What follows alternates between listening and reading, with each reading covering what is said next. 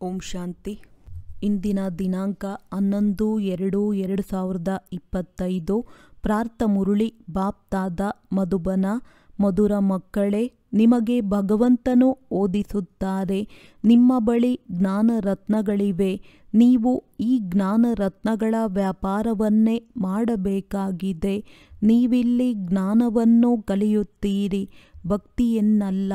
ಪ್ರಶ್ನೆ: ಮನುಷ್ಯರು ನಾಟಕದ ಯಾವ ಅದ್ಭುತವಾದ ನೋಂದಾವಣೆಯನ್ನು ಭಗವಂತನ ಲೀಲೆಯೆಂದು ತಿಳಿದು ಅವರ ಮಹಿಮೆ ಮಾಡುತ್ತಾರೆ?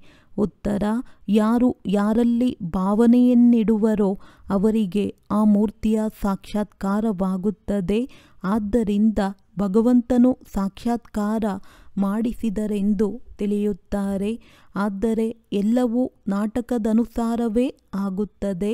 ಒಂದು ಕಡೆ ಭಗವಂತನ ಮಹಿಮೆ ಮಾಡುತ್ತಾರೆ, ಇನ್ನೊಂದು ಕಡೆ ಸರ್ವವ್ಯಾಪಿ ಎಂದು ಹೇಳಿ ನಿಂದನೆ ಮಾಡುತ್ತಾರೆ. ಓಂ ಶಾಂತಿ. ಭಗವಾನುವಾಚ: ಮಕ್ಕಳಿಗೆ ಇದನ್ನು ತಿಳಿಸಲಾಗಿದೆ. ಮನುಷ್ಯರಿಗೆ ಅಥವಾ ದೇವತೆಗಳಿಗೆ ಭಗವಂತನೆಂದು ಹೇಳಲಾಗುವುದಿಲ್ಲ. ಬ್ರಹ್ಮ ದೇವತಾಯ ನಮಃ, ವಿಷ್ಣು ದೇವತಾಯ ನಮಃ, ಶಂಕರ ದೇವತಾಯ ನಮಃ ಎಂದು ಹಾಡುತ್ತಾರೆ. ನಂತರ ಶಿವ ಪರಮಾತ್ಮಾಯ ನಮಃ ಎಂದು ಹೇಳಲಾಗುತ್ತದೆ. ಇದನ್ನು ಸಹ ನೀವು ತಿಳಿದುಕೊಂಡಿದ್ದೀರಿ. ಶಿವನಿಗೆ ತಮ್ಮದೇ ಆದ ಶರೀರವಿಲ್ಲ. ಮೂಲ ವತನದಲ್ಲಿ ಶಿವತಂದೆ ಮತ್ತು ಸಾಲಿಗ್ರಾಮಗಳಿರುತ್ತಾರೆ. ಮಕ್ಕಳಿಗೆ ತಿಳಿದಿದೆ. ಈಗ ನಾವಾತ್ಮಗಳಿಗೆ ತಂದೆಯು ಓದಿಸುತ್ತಿದ್ದಾರೆ. ಮತ್ಯಾವುದೆಲ್ಲ ಸತ್ಸಂಗಗಳಿವೆಯೋ ಅವು ವಾಸ್ತವದಲ್ಲಿ ಸತ್ಸಂಗಗಳಲ್ಲ. ಅದಂತೂ ಮಾಯೆಯ ಸಂಘವೆಂದು ತಂದೆಯು ತಿಳಿಸುತ್ತಾರೆ. ಅಲ್ಲಿ ನಮಗೆ ಭಗವಂತನು ಓದಿಸುತ್ತಾರೆಂದು ಯಾರೂ ತಿಳಿಯುವುದಿಲ್ಲ. ಗೀತೆಯನ್ನು ಸಹ ಕೇಳುತ್ತಾರೆಂದರೆ ಕೃಷ್ಣ ಭಗವಾನುವಾಚವೆಂದು ತಿಳಿಯುತ್ತಾರೆ. ದಿನ ಪ್ರತಿದಿನ ಗೀತೆಯ ಪಠಣವು ಕಡಿಮೆಯಾಗುತ್ತಾ ಹೋಗುತ್ತದೆ, ಏಕೆಂದರೆ ತಮ್ಮ ಧರ್ಮವನ್ನೇ ತಿಳಿದುಕೊಂಡಿಲ್ಲ. ಕೃಷ್ಣನ ಜೊತೆ ಎಲ್ಲರ ಪ್ರೀತಿ ಇದೆ, ಕೃಷ್ಣನನ್ನೇ ತೂಗುತ್ತಾರೆ. ಈಗ ನಾವು ಯಾರನ್ನು ತೂಗಬೇಕೆಂಬುದನ್ನು ನೀವು ತಿಳಿದುಕೊಂಡಿದ್ದೀರಿ. ಮಕ್ಕಳನ್ನೇ ತೂಗುತ್ತಾರೆ, ತಂದೆಯನ್ನು ತೂಗಲು ಸಾಧ್ಯವಿಲ್ಲ.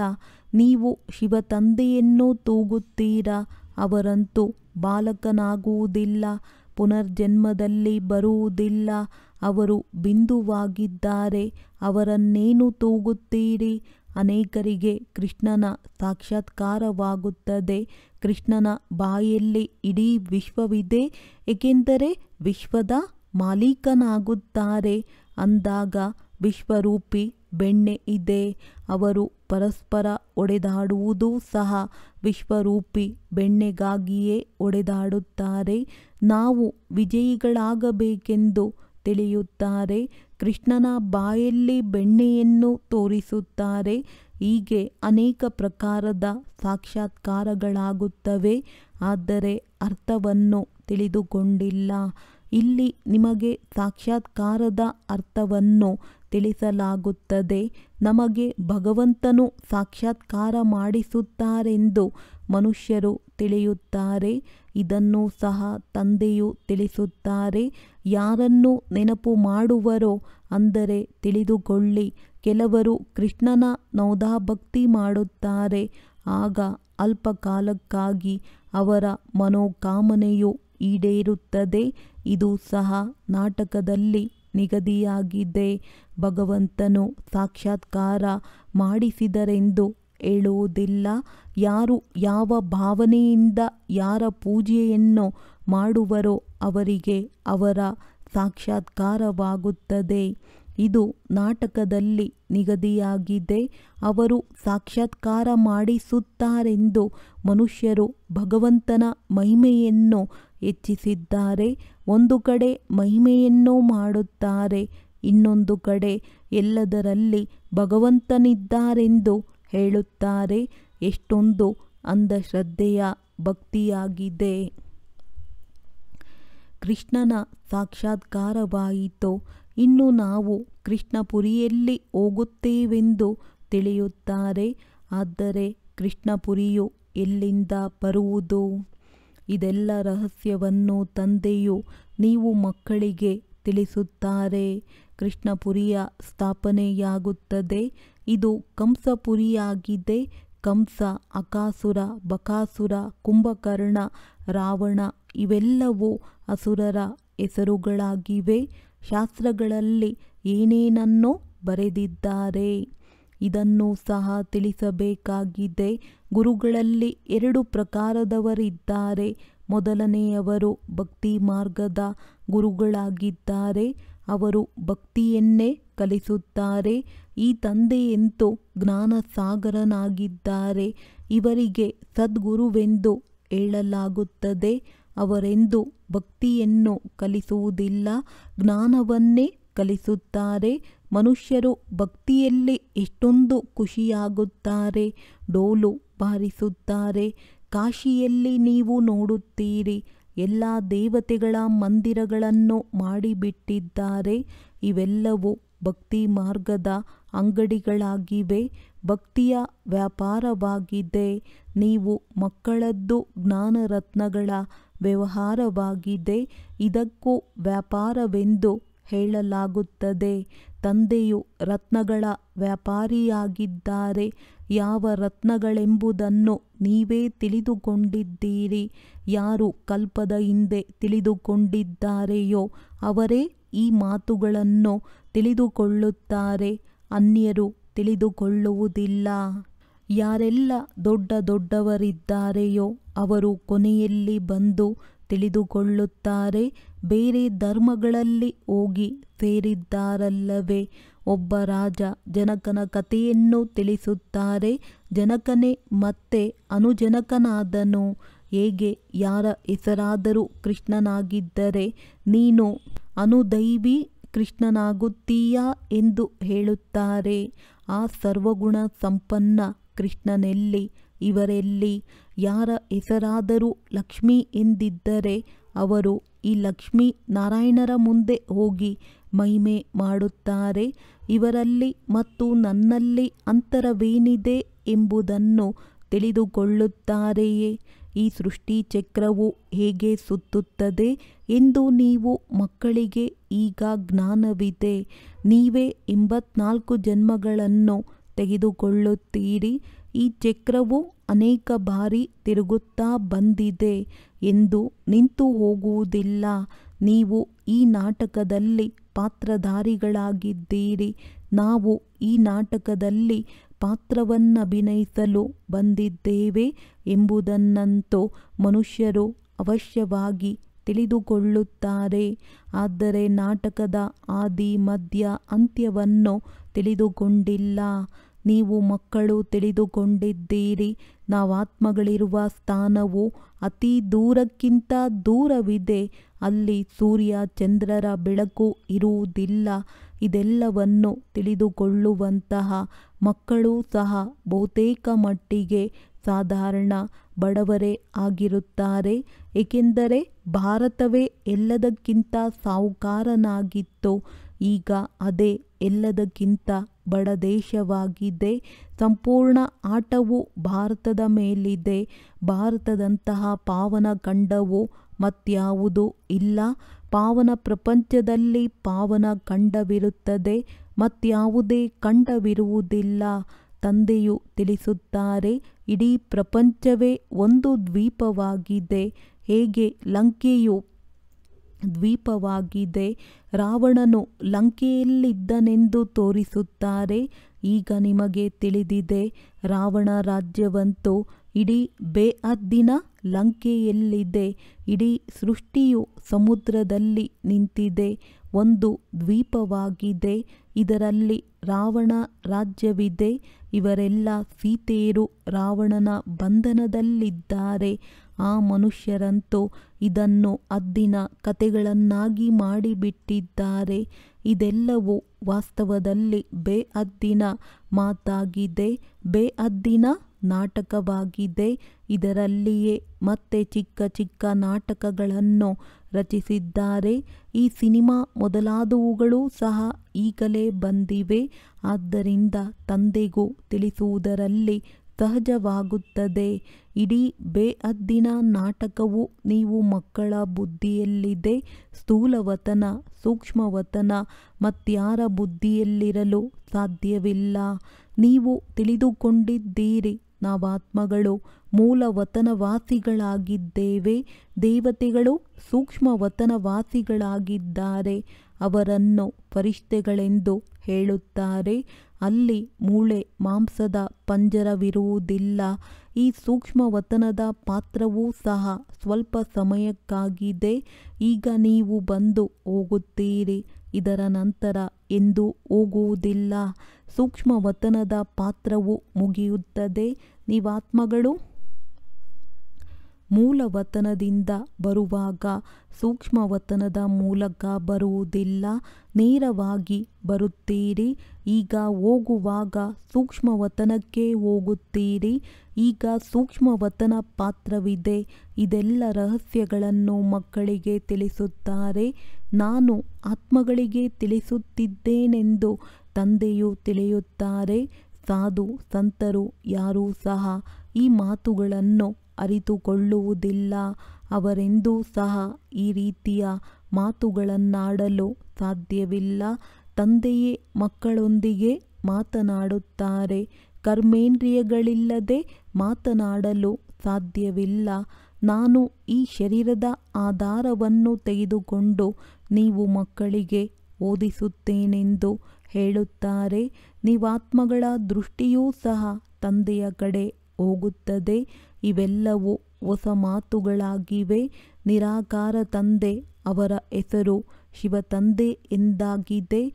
ನೀವಾತ್ಮಗಳ ಹೆಸರಂತೂ ಆತ್ಮವೇ ಆಗಿದೆ. ನಿಮ್ಮ ಶರೀರದ ಹೆಸರು ಬದಲಾಗುತ್ತದೆ. ಪರಮಾತ್ಮನು ನಾಮರೂಪದಿಂದ ಭಿನ್ನವಾಗಿದ್ದಾರೆಂದು ಮನುಷ್ಯರು ಹೇಳುತ್ತಾರೆ. ಆದರೆ ಹೆಸರಂತೂ ಶಿವನೆಂದು ಹೇಳುತ್ತಾರಲ್ಲವೇ. ಶಿವನ ಪೂಜೆಯನ್ನು ಮಾಡುತ್ತಾರೆ. ಒಂದನ್ನು ತಿಳಿಯುತ್ತಾರೆ, ಇನ್ನೊಂದನ್ನು ಮಾಡುತ್ತಾರೆ. ಈಗ ನೀವು ತಂದೆಯ ನಾಮ, ರೂಪ, ದೇಶ, ಕಾಲಗಳನ್ನು ಅರಿತುಕೊಂಡಿದ್ದೀರಿ. ನಿಮಗೆ ತಿಳಿದಿದೆ, ಯಾವುದೇ ವಸ್ತು ನಾಮರೂಪವಿಲ್ಲದೆ ಇರಲು ಸಾಧ್ಯವಿಲ್ಲ. ಇದು ಸಹ ಬಹಳ ಸೂಕ್ಷ್ಮ ತಿಳಿದುಕೊಳ್ಳುವ ಮಾತುಗಳಾಗಿವೆ. ತಂದೆಯು ತಿಳಿಸುತ್ತಾರೆ, ಸೆಕೆಂಡಿನಲ್ಲಿ ಜೀವನ್ಮುಕ್ತಿ ಅರ್ಥಾತ್ ಮನುಷ್ಯನು ನರನಿಂದ ನಾರಾಯಣನಾಗುವನೆಂದು ಗಾಯನವೂ ಇದೆ. ತಂದೆಯು ಸ್ವರ್ಗದ ರಚಯಿತನಾಗಿದ್ದಾರೆ. ನಾವು ಅವರ ಮಕ್ಕಳಾಗಿದ್ದೇವೆ ಅಂದ ಮೇಲೆ ಸ್ವರ್ಗದ ಮಾಲೀಕರಾದ್ದೇವಲ್ಲವೇ. ಆದರೆ ಇದನ್ನು ಸಹ ತಿಳಿದುಕೊಂಡಿಲ್ಲ.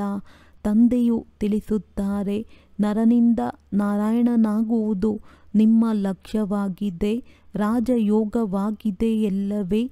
ಅನೇಕರಿಗೆ ಚತುರ್ಭುಜ ವಿಷ್ಣುವಿನ ಸಾಕ್ಷಾತ್ಕಾರವಾಗುತ್ತದೆ. ಇದರಿಂದ ನಾವು ವಿಷ್ಣುಪುರಿಯ ಮಾಲೀಕರಾಗುತ್ತೇವೆಂದು ಸಿದ್ಧವಾಗುತ್ತದೆ. ನಿಮಗೆ ತಿಳಿದಿದೆ, ಸ್ವರ್ಗದಲ್ಲಿಯೂ ಸಹ ಲಕ್ಷ್ಮೀನಾರಾಯಣರ ಸಿಂಹಾಸನದ ಹಿಂದೆ ವಿಷ್ಣುವಿನ ಚಿತ್ರವನ್ನಿಡುತ್ತಾರೆ. ಅರ್ಥಾತ್ ವಿಷ್ಣುಪುರಿಯಲ್ಲಿ ಇವರ ರಾಜ್ಯವಿದೆ. ಈ ಲಕ್ಷ್ಮೀನಾರಾಯಣರು ವಿಷ್ಣುಪುರಿಯ ಮಾಲೀಕರಾಗಿದ್ದಾರೆ. ಅದು ಕೃಷ್ಣಪುರಿ, ಇದು ಕಂಸಪುರಿಯಾಗಿದೆ. ನಾಟಕದನುಸಾರ ಈ ಹೆಸರುಗಳನ್ನು ಇಟ್ಟಿದ್ದಾರೆ. ತಂದೆಯು ತಿಳಿಸುತ್ತಾರೆ, ನನ್ನ ರೂಪವು ಬಹಳ ಸೂಕ್ಷ್ಮವಾಗಿದೆ. ಯಾರೂ ನನ್ನನ್ನು ಅರಿತುಕೊಳ್ಳುವುದಿಲ್ಲ. ಆತ್ಮವು ಒಂದು ನಕ್ಷತ್ರವಾಗಿದೆ ಎಂದು ಹೇಳುತ್ತಾರೆ. ಆದರೆ ಮತ್ತೆ ಲಿಂಗಾಕಾರವಾಗಿ ಮಾಡಿಬಿಡುತ್ತಾರೆ. ಇಲ್ಲವೆಂದರೆ ಪೂಜೆಯನ್ನು ಹೇಗೆ ಮಾಡುವರು? ರುದ್ರಯಜ್ಞವನ್ನು ರಚಿಸಿದಾಗಲೂ ಸಹ ಅಂಡಾಕಾರವಾಗಿ ಸಾಲಿಗ್ರಾಮಗಳನ್ನು ಮಾಡುತ್ತಾರೆ. ಇನ್ನೊಂದು ಕಡೆ ಅವರನ್ನು ಹೊಳೆಯುವ ನಕ್ಷತ್ರವೆಂದು ಹೇಳುತ್ತಾರೆ. ಆತ್ಮವನ್ನು ನೋಡಲು ಬಹಳ ಪ್ರಯತ್ನ ಪಡುತ್ತಾರೆ. ಆದರೆ ಯಾರೂ ನೋಡಲು ಸಾಧ್ಯವಿಲ್ಲ. ರಾಮಕೃಷ್ಣ ವಿವೇಕಾನಂದರನ್ನು ತೋರಿಸುತ್ತಾರಲ್ಲವೇ. ಆತ್ಮವು ಅವರಿಂದ ಹೊರಟು ನನ್ನಲ್ಲಿ ಸಮಾವೇಶವಾಯಿತೆಂದು ಅವರು ನೋಡಿದರೂ ಅವರಿಗೆ ಯಾರ ಸಾಕ್ಷಾತ್ಕಾರವಾಗಿರಬಹುದು? ಆತ್ಮ ಮತ್ತು ಪರಮಾತ್ಮನ ರೂಪವು ಒಂದೇ ಆಗಿದೆ. ಬಿಂದುವನ್ನು ನೋಡಿದರೂ ಆದರೆ ಏನೂ ತಿಳಿದುಕೊಳ್ಳಲಾಗಲಿಲ್ಲ. ಆತ್ಮದ ಸಾಕ್ಷಾತ್ಕಾರವನ್ನು ಯಾರೂ ಬಯಸುವುದಿಲ್ಲ. ಪರಮಾತ್ಮನ ಸಾಕ್ಷಾತ್ಕಾರವನ್ನು ಮಾಡಬೇಕೆಂದು ಇಚ್ಛೆಯನ್ನಿಡುತ್ತಾರೆ. ಗುರುವಿನಿಂದ ಪರಮಾತ್ಮನ ಸಾಕ್ಷಾತ್ಕಾರ ಮಾಡಬೇಕೆಂದು ಅವರು ಕುಳಿತಿದ್ದರು. ಜ್ಯೋತಿಯು ನನ್ನಲ್ಲಿ ಸಮಾವೇಶವಾಯಿತೆಂದು ಹೇಳಿದರು. ಇದರಲ್ಲಿಯೇ ಅವರು ಬಹಳ ಖುಷಿಯಾಗಿ ಬಿಟ್ಟರು. ಇದೇ ಪರಮಾತ್ಮನ ರೂಪವೆಂದು ತಿಳಿದರು. ಭಗವಂತನ ಸಾಕ್ಷಾತ್ಕಾರದ ಭಾವನೆಯನ್ನು ಗುರುವಿನಲ್ಲಿಡುತ್ತಾರೆ. ಏನನ್ನೂ ತಿಳಿದುಕೊಂಡಿಲ್ಲ. ಭಕ್ತಿ ಮಾರ್ಗದಲ್ಲಿ ಅವರಿಗೆ ತಿಳಿಸುವವರಾದರೂ ಯಾರು? ಯಾರು ಯಾವ ರೂಪದಿಂದ ಎಂತಹ ಭಾವನೆಯನ್ನು ಇಟ್ಟುಕೊಳ್ಳುವರೋ, ಯಾರ ಮುಖವನ್ನು ನೋಡುವರೋ ಅದು ಸಾಕ್ಷಾತ್ಕಾರವಾಗುವುದು. ಹೇಗೆ ಗಣೇಶನ ಬಹಳ ಪೂಜೆ ಮಾಡುತ್ತಾರೆಂದರೆ ಚೈತನ್ಯದಲ್ಲಿ ಗಣೇಶನ ಸಾಕ್ಷಾತ್ಕಾರವಾಗಿ ಬಿಡುತ್ತದೆ. ಇಲ್ಲವೆಂದರೆ ಅವರಿಗೆ ನಿಶ್ಚಯವಾಗುವುದು ಹೇಗೆ? ತೇಜೋಮಯ ರೂಪವನ್ನು ನೋಡಿ ನಾವು ಭಗವಂತನ ಸಾಕ್ಷಾತ್ಕಾರ ಮಾಡಿದೆವೆಂದು ತಿಳಿಯುತ್ತಾರೆ. ಅದರಲ್ಲಿಯೇ ಖುಷಿಯಾಗಿ ಬಿಡುತ್ತಾರೆ. ಇದೆಲ್ಲವೂ ಭಕ್ತಿ ಮಾರ್ಗ ಇಳಿಯುವ ಕಲೆಯಾಗಿದೆ. ಮೊದಲ ಜನ್ಮವು ಚೆನ್ನಾಗಿರುತ್ತದೆ. ನಂತರ ಎಲ್ಲವೂ ಕಡಿಮೆ ಆಗುತ್ತಾ ಅಂತ್ಯವು ಬಂದು ಬಿಡುತ್ತದೆ. ಮಕ್ಕಳೇ, ಈ ಮಾತುಗಳನ್ನು ತಿಳಿದುಕೊಳ್ಳುತ್ತಾರೆ. ಯಾರಿಗೆ ಕಲ್ಪದ ಹಿಂದೆ ಜ್ಞಾನವನ್ನು ತಿಳಿಸಿದ್ದೆವೋ ಅವರಿಗೆ ಈಗ ತಿಳಿಸುತ್ತಿದ್ದೇವೆ. ಕಲ್ಪದ ಹಿಂದಿನವರೇ ಬರುತ್ತಾರೆ. ಅನ್ಯರ ಧರ್ಮವೇ ಬೇರೆಯಾಗಿದೆ. ಒಂದೊಂದು ಚಿತ್ರದಲ್ಲಿ ಭಗವಾನುವಾಚ ಎಂದು ಬರೆಯಿರಿ ಎಂದು ತಂದೆಯು ತಿಳಿಸುತ್ತಾರೆ. ಬಹಳ ಯುಕ್ತಿಯಿಂದ ತಿಳಿಸಬೇಕಾಗಿದೆ. ಯಾದವರು, ಕೌರವರು ಮತ್ತು ಪಾಂಡವರು ಏನು ಮಾಡಿ ಹೋದ ಕಾರಣ ಅವರ ಈ ಚಿತ್ರಗಳಿವೆ ಎಂದು ಭಗವಾನುವಾಚ ಇದೆಯಲ್ಲವೇ? ಕೇಳಿ, ನೀವು ತಮ್ಮ ತಂದೆಯನ್ನು ತಿಳಿದುಕೊಂಡಿದ್ದೀರಾ? ತಿಳಿದುಕೊಂಡಿಲ್ಲವೆಂದರೆ ತಂದೆಯೊಂದಿಗೆ ಪ್ರೀತಿ ಇಲ್ಲ ಅಲ್ಲವೇ? ಅಂದಾಗ ವಿಪರೀತ ಬುದ್ಧಿಯವರಾದರೂ ತಂದೆಯೊಂದಿಗೆ ಪ್ರೀತಿ ಇಲ್ಲವೆಂದರೆ ವಿನಾಶವಾಗಿ ಬಿಡುತ್ತಾರೆ.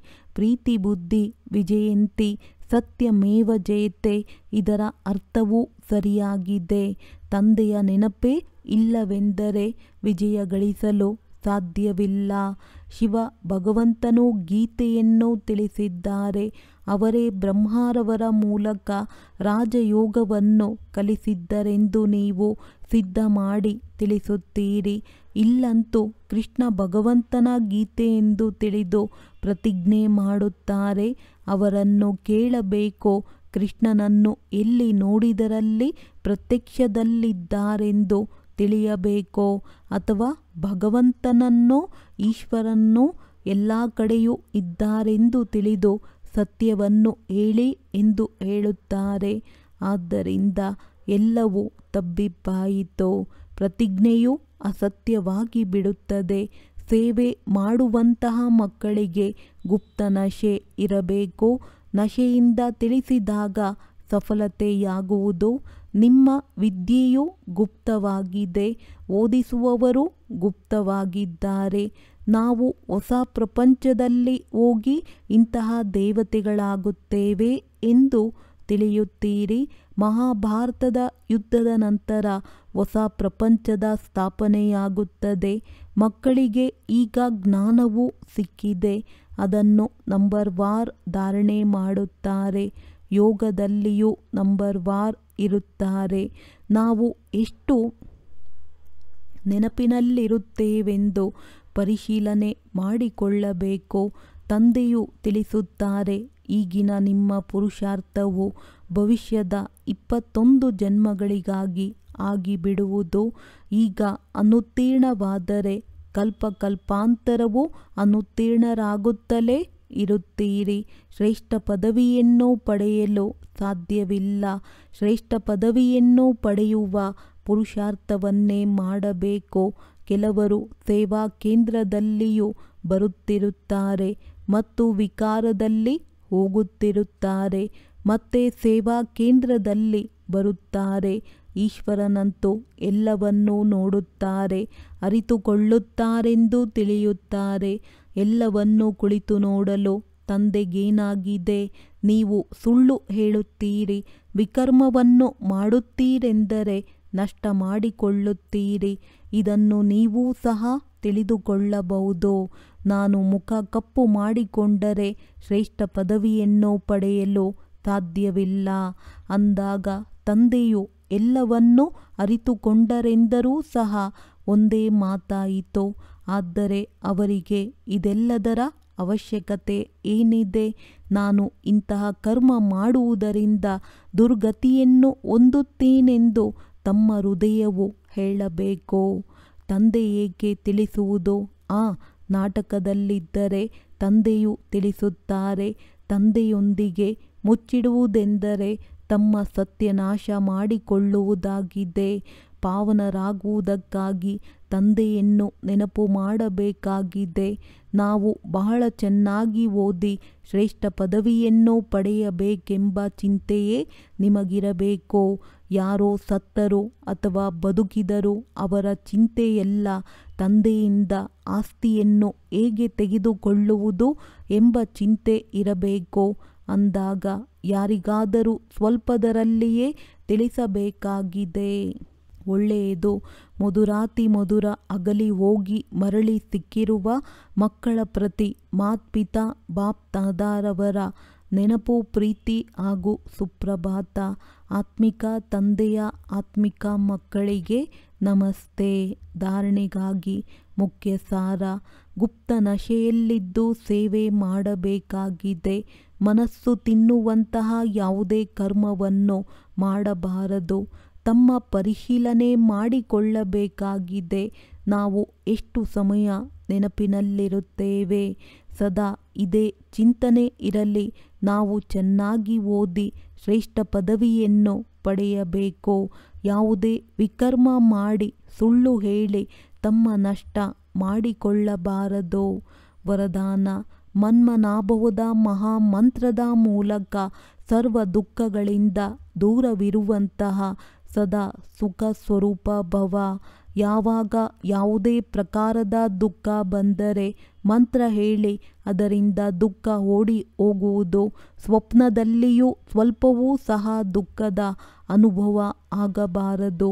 ಶರೀರಕ್ಕೆ ಕಾಯಿಲೆ ಬರಲಿ, ಹಣ ಸಂಪಾದನೆಯಲ್ಲಿ ಮೇಲೆ ಕೆಳಗೆ ಆಗಲಿ, ಏನೇ ಆಗಲಿ, ಆದರೆ ದುಃಖದ ಅಲೆ ಒಳಗೆ ಬರಲೇಬಾರದು. ಹೇಗೆ ಸಾಗರದಲ್ಲಿ ಅಲೆಗಳು ಬರುತ್ತವೆ ಮತ್ತು ಹೋಗುತ್ತವೆ, ಆದರೆ ಯಾರಿಗೆ ಆ ಅಲೆಗಳಲ್ಲಿ ತೇಲಾಡುವುದು ಬರುತ್ತದೆ ಅವರು ಅದರಲ್ಲಿ ಸುಖದ ಅನುಭವ ಮಾಡುತ್ತಾರೆ. ಅಲೆಗಳನ್ನು ಜಂಪ್ ಮಾಡಿ ಈ ರೀತಿ ಪಾರು ಮಾಡುತ್ತಾರೆ. ಹೇಗೆ ಆಟವಾಡುತ್ತಿರುವ ಹಾಗೆ. ಅಂದರೆ ಸಾಗರನ ಮಕ್ಕಳು ಸುಖ ಸ್ವರೂಪರಾಗಿರುವಿರಿ. ದುಃಖದ ಅಲೆಯೂ ಸಹ ಬರಬಾರದು. ಸ್ಲೋಗನ್: ಪ್ರತಿ ಸಂಕಲ್ಪದಲ್ಲಿ ದೃಢತೆಯ ವಿಶೇಷತೆಗಳನ್ನು ಕಾರ್ಯರೂಪದಲ್ಲಿ ತನ್ನಿ, ಆಗ ಪ್ರತ್ಯಕ್ಷತೆಯಾಗಿ ಬಿಡುವುದು. ಅವ್ಯಕ್ತ ಸೂಚನೆ: ಏಕಾಂತ ಪ್ರಿಯರಾಗಿ ಏಕತೆ ಮತ್ತು ಏಕಾಗ್ರತೆಯನ್ನು ತಮ್ಮದಾಗಿಸಿಕೊಳ್ಳಿ. ಸ್ವ ಉನ್ನತಿಯಲ್ಲಿ, ಸೇವೆಯ ಉನ್ನತಿಯಲ್ಲಿ ಒಬ್ಬರು ಹೇಳಿದರು, ಇನ್ನೊಬ್ಬರು ಆಜಿ ಎಂದರು. ಹಾಗೆಯೇ ಸದಾ ಏಕತೆ ಮತ್ತು ದೃಢತೆಯಿಂದ ಮುಂದುವರಿಯುತ್ತಾ ಹೋಗಿ. ಹೇಗೆ ದಾದಿಯರ ಏಕತೆ ಮತ್ತು ದೃಢತೆಯ ಸಂಘಟನೆ ಪಕ್ಕಾ ಆಗಿದೆ, ಹಾಗೆಯೇ ಆದಿ ಸೇವೆಯ ರತ್ನಗಳ ಸಂಘಟನೆ ಪಕ್ಕಾ ಆಗಿರಲಿ. ಇದರ ಬಹಳ ಅವಶ್ಯಕತೆಯಾಗಿದೆ. ಒಳ್ಳೆಯದು. ಓಂ ಶಾಂತಿ.